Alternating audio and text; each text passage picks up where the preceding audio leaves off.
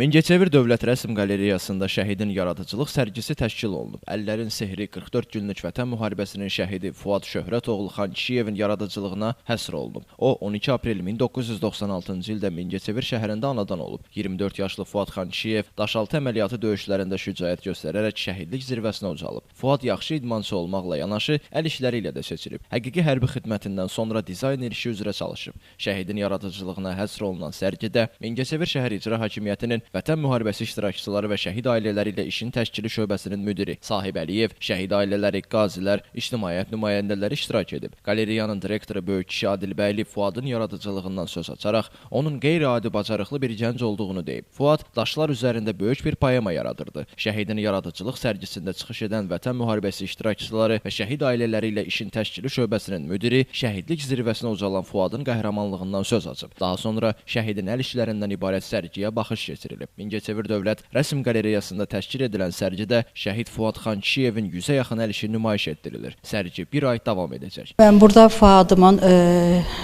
şəhid olandan sonra yığdığım işləri də, onun əl işləri də evdə həmişə özü üçün işləyirdi. Sonra obyektlərdə gidib oradan hamısının şəkillərini çəkmişik.